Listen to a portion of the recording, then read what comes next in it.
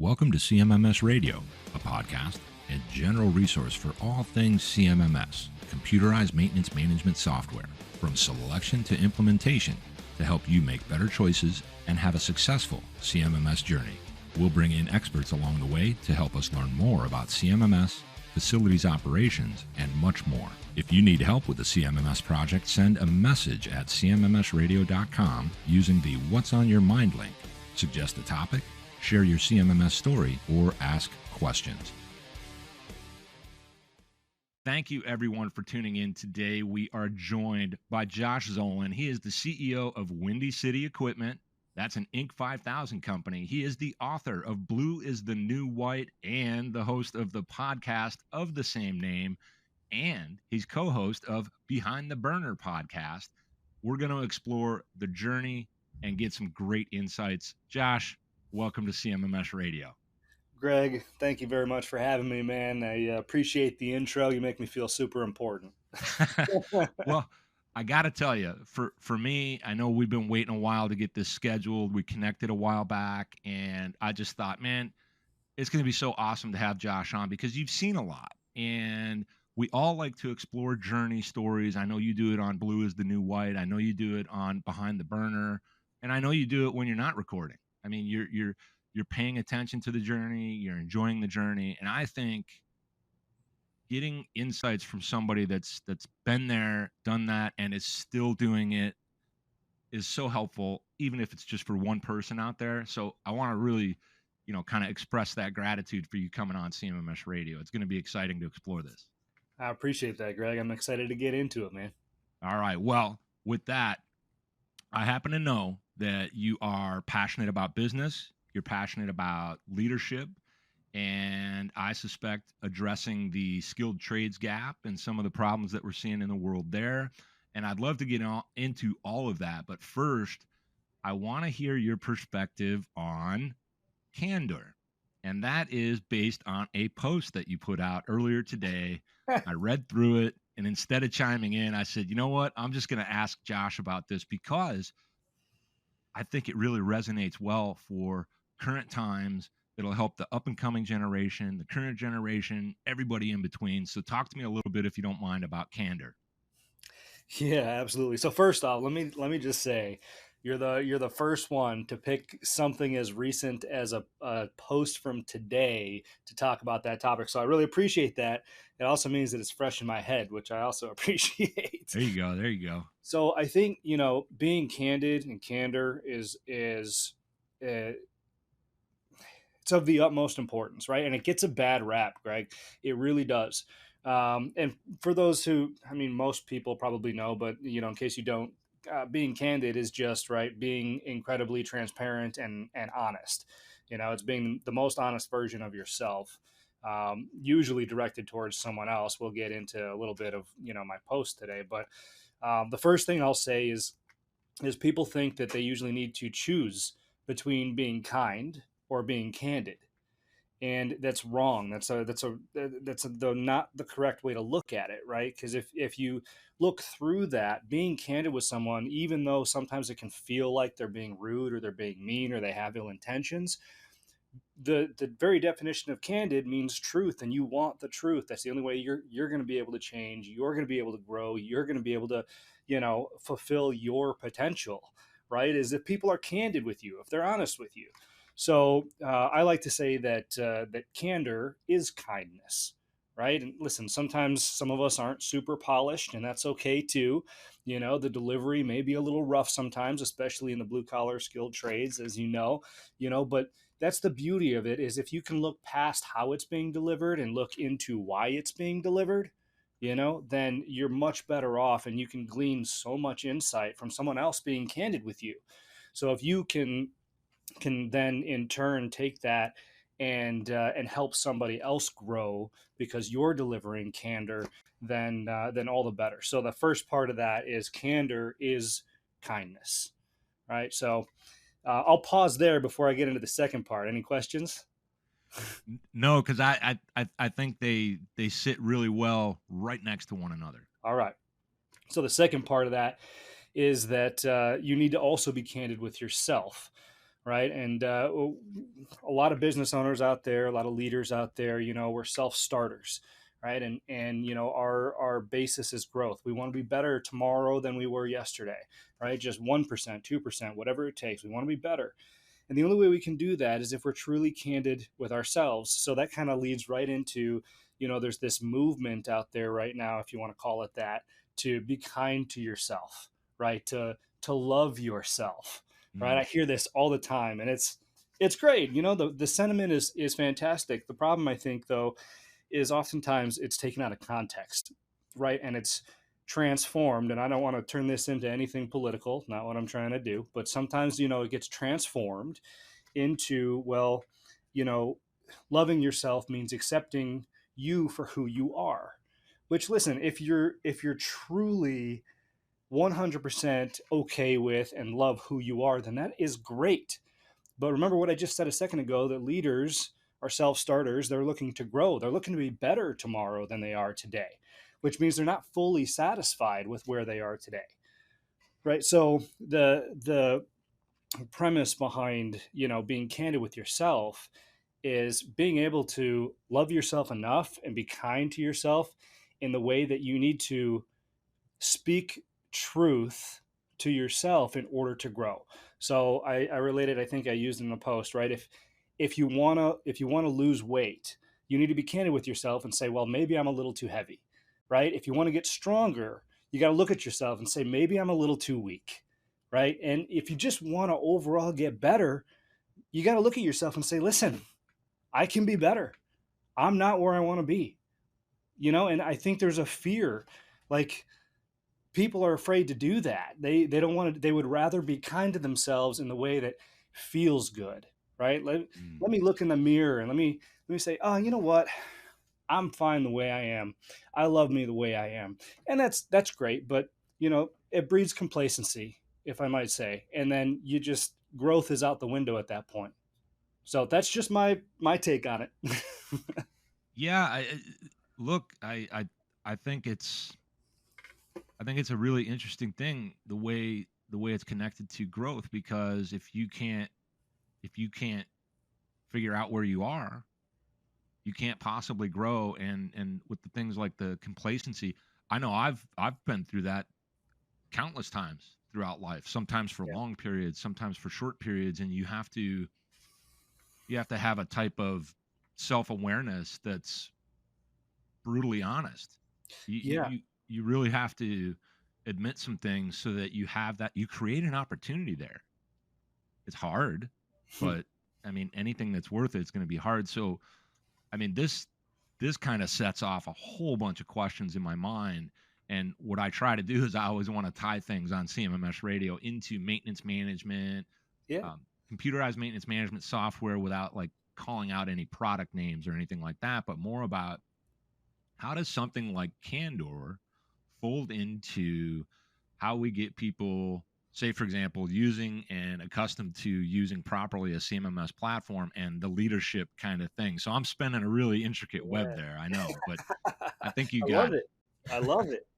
No, you know what? I really like and respect how you can take that, and because it's valuable in any aspect of business, even in the CMMS side of things, Right. in our industry. So, what I would say about that is, it boils down to relationships, right? CMMS should be used as a tool to strengthen the relationship, not to supplement it, right? And this is kind of, we've got to be very careful with how we tread into the future with tools like this, because it can veer one direction or the other if we let it. But to your point, I think Candor is what can actually take that and help build on the relationship, because it's a transparency piece, it's an honesty piece. Now, I'll say this: some people, they have no problem with candor, but like I said before, maybe they're not experts at delivering it. So I think that to be able to polish that, right, and balance it with just a little bit of compassion is going to do wonders for the relationship, and that can be woven right into CMMS, right, and not just telling the customer or the end user what they want to hear, but what they need to hear, right, and framing it the right way.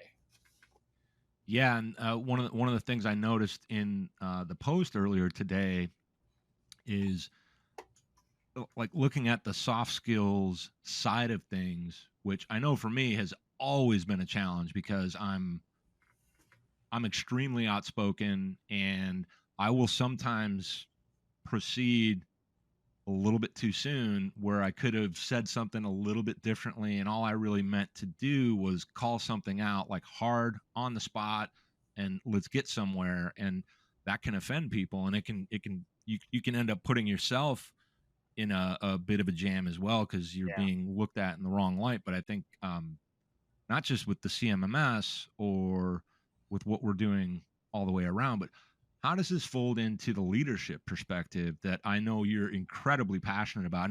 And everybody listening is like, when are you going to get to the journey story? We'll get there, folks. Yeah. Um, Candor's everything in leadership, and it really, it's of the utmost importance. I can't stress that enough. I teach a lot of the soft skill aspect of things. I'm a big advocate for using it as a tool to help other people grow, and this and that. And so, when it comes to leadership, your job, above and beyond all else, is to have the difficult conversations. Mhm. Your job is to tread through the dialogue that people don't typically know how to or want to tread through. And so, to be able to frame this kind of stuff up to where you can invoke a response that uh, supports growth is incredibly difficult. And it takes a lot of training, it takes a lot of practice, it takes just a ton. And I think that's why I love leadership so much, Greg, is because I don't feel like it's ever truly complete. And I feel like it's the most difficult part of my job. Screw the logistics, the CMMS stuff, the customers, you know, all the processes and systems. I mean, that stuff I can get behind like that. The leadership stuff I'm learning more and more every day, especially with this candor. Like, it's really easy. So here's my situation, right? You usually have this scale, compassion and candor, and then we naturally, as people, we gravitate towards one or the other. You've got those kind of types of people. Well, the results lie right in the middle, right? If you can deliver that candid information with compassion, you're going to get the best chance of enabling somebody else to grow. So I naturally sit in the compassion side. Candor's always been a little difficult for me. So what I try to do is I try to swing that pendulum, right? And sometimes I swing it a little too far, Greg, and because I'm overcompensating for this side, and so it's this constant tennis match back and forth where all I'm trying to do is put that pendulum at rest, right in the middle, Yeah. and that's where the magic happens. It's so much easier said than done, but practice. Well, I'll say perfect practice makes perfect, right? I learned that years and years ago, and I can't even remember who taught that that proper way to say it to me. And it's incredible that you brought it up because we've all heard practice makes perfect, and it's actually perfect practice makes perfect. And we all know you're never going to hit perfection anyway, but you That's got to right. keep striving for it. And you got to do it the right way. And what you're talking about there with the compassion and the candor and the kind of pendulum that's swinging, that gets to this concept of kind of balance. It features an incredible amount of self-awareness because it's almost like, and I'm not turning this show into a psychology show, but like if you're projecting out into the world and you have, let's just say, shadow awareness or something like that. Oh God, I just put us on a slippery slope. And you do it. It's like that guy just cut that lady off and the lady beeped and then he threw her the bird and I'm over here going, you jackass. You can't do that. Well, I need to make a practice of realizing that was something I didn't like about me. I saw the guy flipping the old lady off when all she was doing was saying, "Hey, watch out!" And you got to have that awareness. Then you got to capture it Yeah, and go, "Oh!" And the more you do that, the better you get at it. But it's always going to be in play, right? It's always going to absolutely. be like a balancing act, like a tightrope. So sorry I went off on that tangent, but I No, think no. It makes a This lot is of sense. And could I interject one more thing on leadership before we? absolutely, So absolutely. this is important, I think, and not a lot of people talk about it, but I think it needs to be out there. I've done one or two posts on it. I think maybe mostly on Twitter, but like anything else, you know, you're gonna fall, you're gonna fail, and you're gonna have to get back up. Right? There's a difference though when you fail in leadership compared to when you fail trying to learn how to ride a skateboard.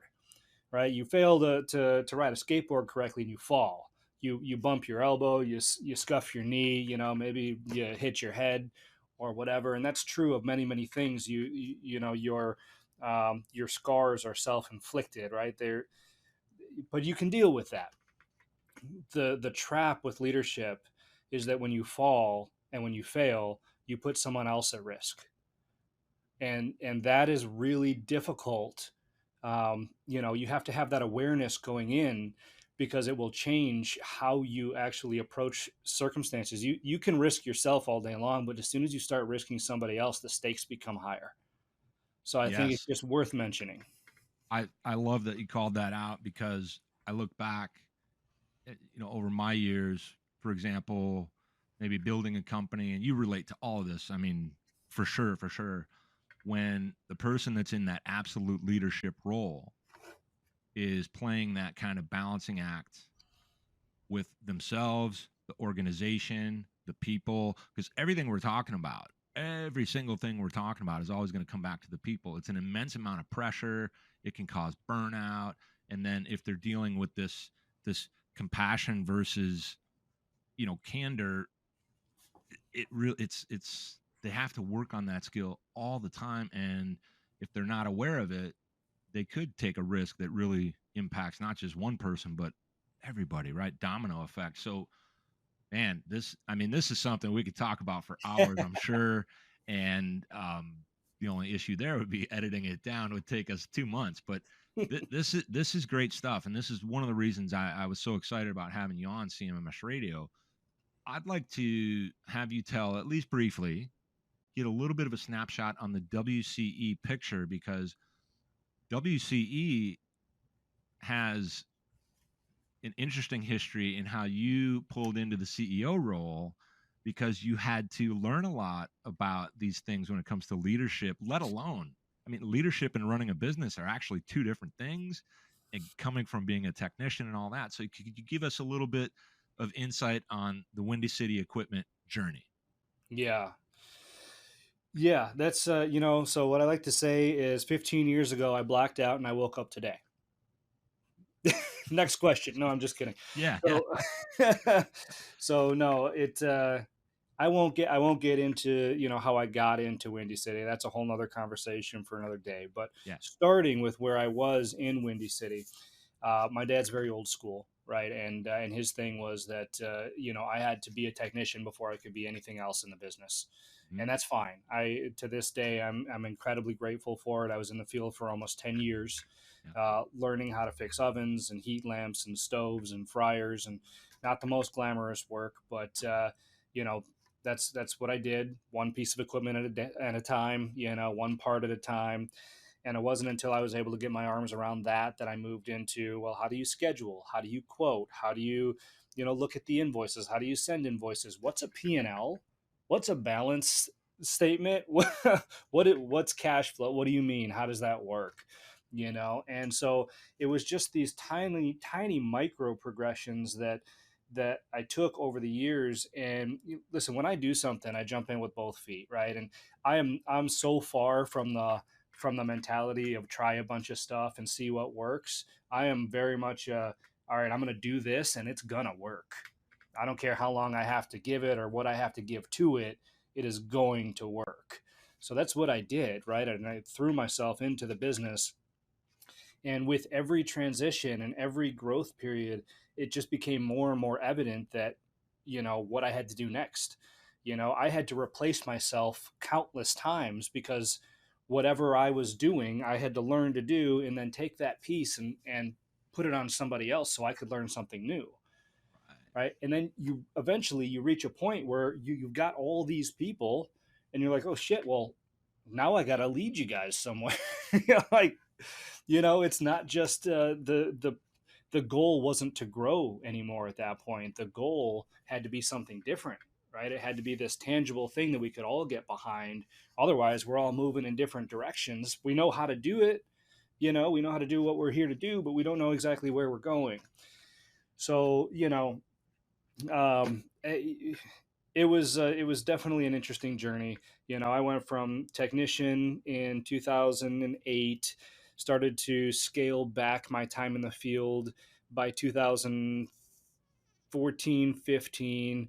Got pulled completely out of the field by 2007 or 2017 ish, or so, somewhere around there. That's kind of where I made the leap into CEO. I had called myself VP, and until then, Yeah.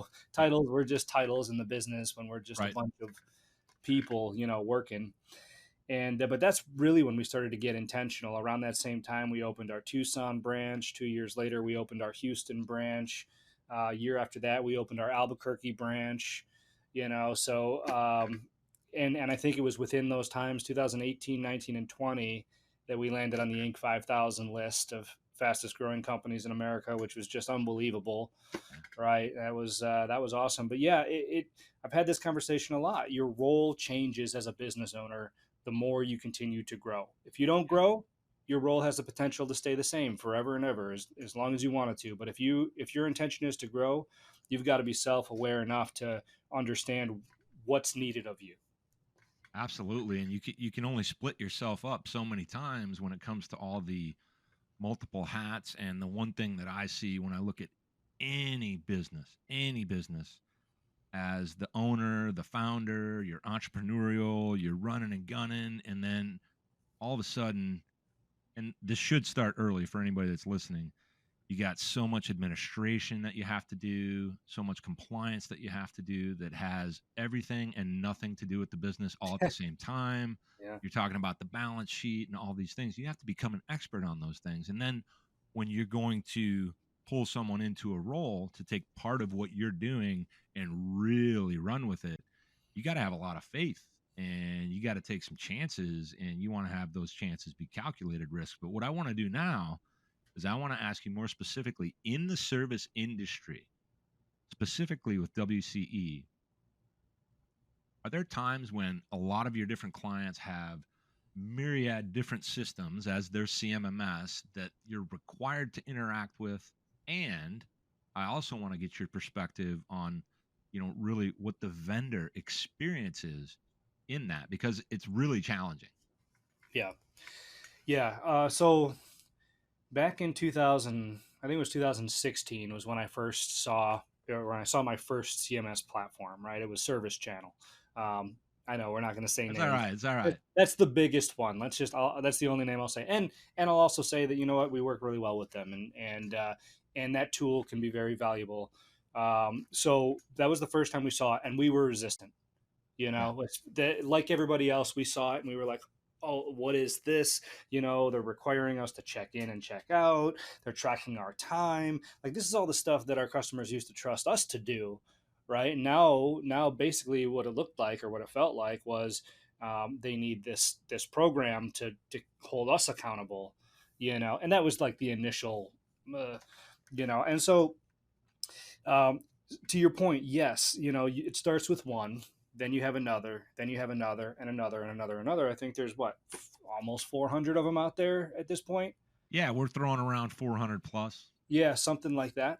And so it becomes difficult when you have your systems, processes, and procedures. Well, let me layer this. You have your systems, processes, and procedures, but because you're growing, your systems, processes, and procedures are always growing and always adjusting. I always like to say, the life of a growing company is that as soon as you finish your last process, you got to go all the way back to the beginning and start all over, because now it's different Yeah. because of where you are. So you've Yeah. got yours, you've got the growth of yours, then you've got this other one, and then this other one, and this other one, and they have to sit on top of your procedures, which creates kind of an admin overload, right? I mean, it really strains and stresses, the admin and the technicians are out there to fix equipment, and this all happened very quickly, and we all know the average age of a technician out there, right? And it's just, let's call it what it is, man.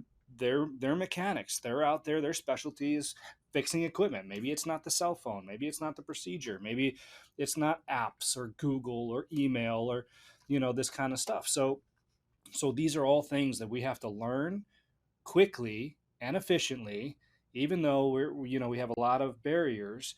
Um, and the expectation is there from the end user as well, that, hey, this is so easy, why can't you just do it? Right. Well, it's easy for you. You've got one, we've got 400. So just, let's let's take a step back a second. But I will say it is the way of the future. And it's not, I'll say this, those who resist it are going to be left behind. So we don't have a choice. This is just part of the conversation now. And it's Yeah. not about if we do it, it's about how we do it. Yeah. Yeah, for sure. And I think the reason I brought it up is, I mean, I could talk about it. I was part of a CMMS build out, and I came from the building maintenance and management industry as a young buck. And we built a system that was based on our process, working with all of our clients, and all of our clients wanted to use it. That's how the company was born and all this good stuff. But now that I'm in the CMMS space, not right now today, but as I was, one of the common things is, how can a vendor participate for their client, because that's what they want to do, when every client has a different system? And still to this day, and this is why I brought this up, and I don't think I've ever said this openly on the podcast, somebody somewhere out there needs to build a consolidation tool that makes it possible for a vendor to say, here's the info that you wanted, but I didn't have to log into 400 different systems, but I wanted to take damn good care of my 400 clients or 4,000 clients or whatever. Somebody needs to do it. We're there, man. You didn't Yeah. hear? Nope. You didn't hear our buddies from Repairs, man. Ah. They brought it to this FESA conference a couple of weeks ago in San Antonio, and the hard launch is December 1st. Ah, excellent. So Yes. now you're authorized to talk about that, because I know you're I mean, like, super Yeah, close with Ray and the family and all that, and I think he and I are planning an episode about that. So that's good. I Well, I'll let him speak more to it.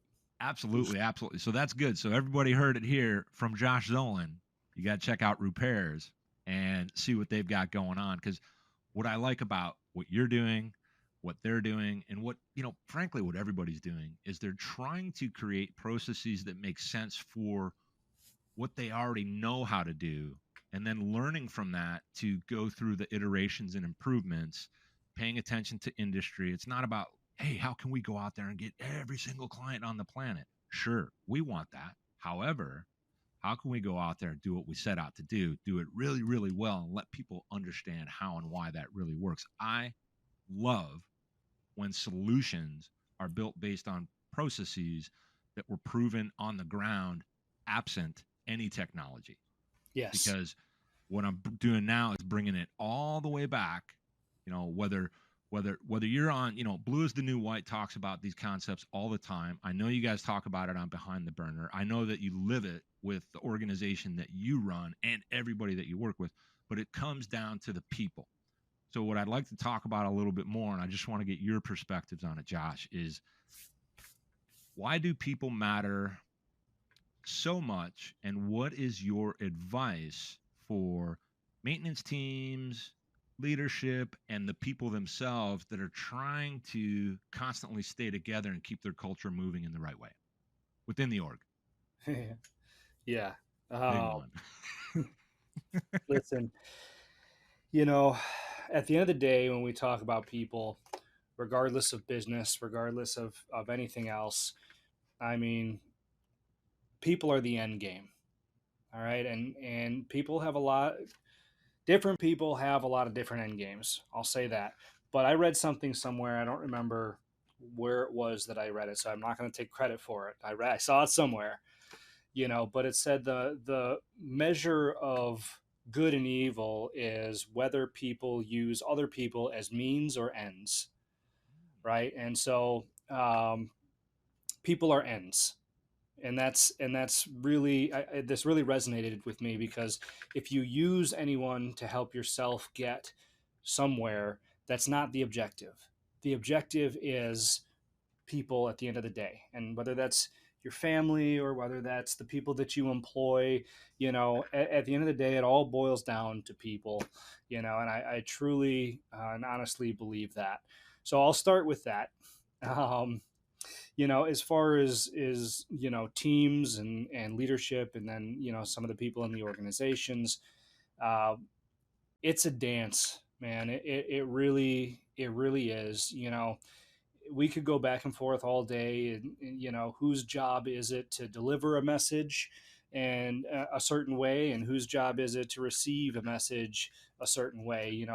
Should somebody look through any BS and be able to pull truth from that, or should somebody, aka a leader, be able to deliver that truth in a compassionate yet candid way? And the answer is yes, right, to everything. It's got to be a balance. And if you've seen some of my posts lately, I've been gravitating towards this philosophy of balance for a little while now. And this just popped up in the last year or two, part of my growth, I guess you could say. But I really think that there's a balance there, give and receive, push and pull, and I think that if you can harness that balance appropriately and correctly, that it can help teams really come together. If people on the team see that the leaders are doing it for the right reasons, and the leaders can recognize that the people, their teams, are doing it for the right reasons, what else matters? For that, everybody can get on board. It just, at that point, it becomes communication, not necessarily strategy, or not even culture. Just, if everyone's in it for the right reasons, let's just talk. Let's Yeah. figure out how to best do it. It's so interesting you put it that way, because if you think about, we'll just talk about conflict, general conflict, right? I'm not talking about global conflict or anything like that, everybody. I'm talking about, you're in a stand-up meeting, or you're at a QBR, or you're on a job site, you're doing a walkthrough. um, People should be in a position to say whatever needs to be said to get us on track.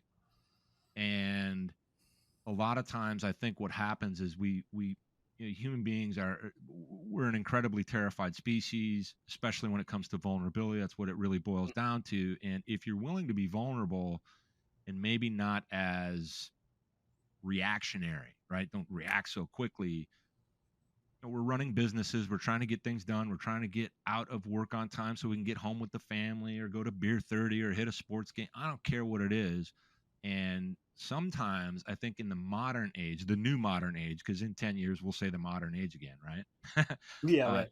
there's a lot of confusion around, and like amplified sensitivity to all this stuff. I've experienced it myself, where Oh yeah. somebody brings something up, and then 20 minutes later, after I like snapped or blew up, I'm like, man, that was dumb, because that's like straight up legit the best way to explain it. And I just was in a moment, and Yeah. people have to work on that.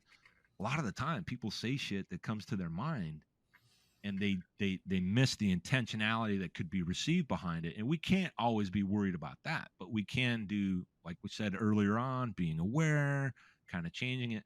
But being candid is important, it's valuable, it's fast, but it's a little bit dangerous. So that's where you use the compassion to kind of temper it down a little bit. Have you ever heard of the concepts of focused attention versus diffuse awareness? No, I don't think so. So it's interesting. I'm going to do an episode later on in the form of a monologue, and I'm not quite sure when I'm going to do it. Probably during the holidays or something like that. But it's like this idea behind, you could have absolute focus on something, boom, right? Nothing else, nothing else. And that's great. But you also need a sense of diffuse awareness, where you're kind of more like, think of a flounder, which is a fish that just kind of goes with the flow and all that. Well, Yeah. you can't be both at the same time, but if you're too much of one versus the other, then there's it's going to miss something. right? So that's why I compare that to what you said with compassion and candor, tempering one another. That's going to help create the intentionality, right? So it's a skill. It's a Yeah. skill that you can develop through awareness, and nobody necessarily has to teach you. You just have to start doing that little practice. Oh shit, Yeah. I could have been a little more compassionate there. Oh shit, I should have been a little bit more candid because they kind of missed the message. And then you'll get better and better at it. And I think that's one of the greatest qualities of leaders in general is that they can do that, but they also keep working on it. That's amazing. I really, really like that. And you know what? I'm going to take it a step further and I'm going to say, and listen, I won't let this go down a huge rabbit hole, right? But I'm going to say a couple of things. Number one, we as humans are flawed, right? We're machines and we don't have it all figured out. But I will say what you just described, right? And even my compassion and candor scale, and your diffused attention and focus, the balance between all of that, I really do believe is our natural state. Is our natural state. If you look at kids, if you look at babies, right? Let's use your example with the focused attention and the diffused attention, or is that how you put Diffuse it? awareness, diffuse Diffused awareness. awareness. Think about how babies act, right? They have that. You can wave a little toy in their face and they will fixate on it, right? But they also have that diffused awareness at any given point, right? And then you fast forward a little bit and toddlers, right? They're candid as can be. But you know why nobody gives a shit? It's because they're curious. They balance it with curiosity, Yeah. right? Everything they say, everything they ask is so innocent that people are like, I don't care that the kid just called me fat. They're wondering, you know, Yeah. or why do you have a big gap in your teeth, or whatever it is. It's genuine, and I think that it is our natural state to be that way. But as we grow and as we get impacted by circumstances, situations, people, our guard slowly goes up and up and up and up until here we are in a state of complete confusion, right? And we've just lost the innate ability sometimes to be able to recognize, that everything lives in this balance. Man, this is really good stuff because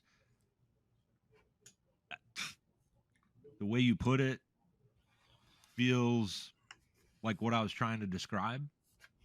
It feels like what you were describing, in not only in the post, but in a lot of the things, if people go out and uh, consume your content, just to consume it, to let it kind of feed their brain and their soul, if you will, to start thinking about these things because they're already thinking about them.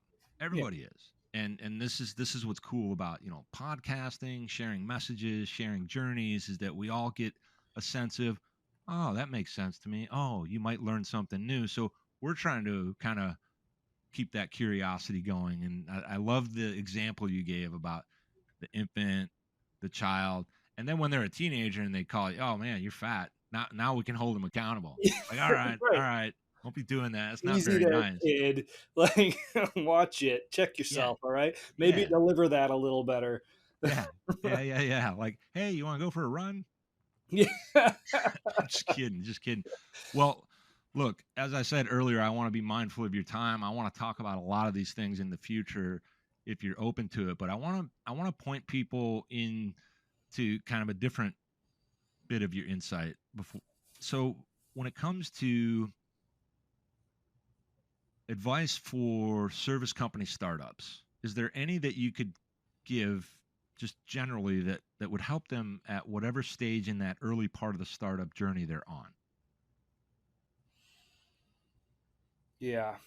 Uh, there's a lot. Let me just think about which one I like the best. So I think if I had to choose one, let's choose one. Right? It's consistency. Um, and when I say consistency, I mean, and I had to have this cleared up too, just like the practice thing, right? You can be consistently ridiculous. You can be consistently idiotic. Don't do that. Okay. Um, be consistently driven, be consistently intentional, right? Maybe that's the best way to put it. Consistently intentional. So, what I mean by that is don't waver, right? Some days it's going to feel like you're just going to want to throw up your arms and quit. Some days it's going to feel like the entire business is stepping on your throat. Sometimes it's going to feel like you have no clue what you're doing, right? Both with customers, with other vendors, with employees. Sometimes you're just going to make bad decisions. But as long as your intent remains consistent and your effort remains consistent, then tomorrow's a new opportunity. And that's the way that I've built my business. That's the way that I've built my life. And listen, I'm still a young guy. The story is still being written. So this could change in 5 years. I don't know. But right now, being consistently intentional, is what served my business well and served me well. And I think that it can serve others out there well. It's awesome advice, and I really appreciate that. So, a couple of fun questions, and Mhm. then we'll get you rolling back into the workday. Number one, what is your favorite music? Country. All right. All Yeah, no, right. I was raised in Kenosha, Wisconsin, and I was raised on the old country music. Garth Brooks, Reba McEntire, Boots, Scoot and Boogie, all that good stuff. Nice. Nice. Nice. Next one. What is your favorite sport or hobby, whether you play it or just watch it and enjoy it? So definitely football. I'm a Bears fan through and through. I may have grown up in Wisconsin, but I am not a Packer fan. Nobody out there ever make that mistake. All right, now I'm a Bears fan. I bleed blue and orange, and I just watched them eat shit last night, wondering where the rest of the season is going to go. Oh, that's yep. I love that one too. I really do because every you may or may not like different teams and all that kind of stuff, but you know this is an important part of kind of like who you are and all. That's why I like to showcase it. Now, I saved the best question for last. Mm. Give us a little bit of your perspective on work-life balance. Mm. This has ebbed and flowed over the years too. So I've heard it always: work life balance, life work balance, which is a new one lately, which is kind of interesting. Um, so the one that works best for me, and different things work for different people, is I don't remember what they call it. I don't even not sure that I have a word for it, but it's uh, it's work life. I don't know. I don't know what the word. There's really no separation between the two for me, Okay. right? I want to be who I am, whether I'm at work or whether I'm at home, and I want to be able to, use the time that I have to to help support my family and also teach my family, and support my customers and employees and help teach them as well.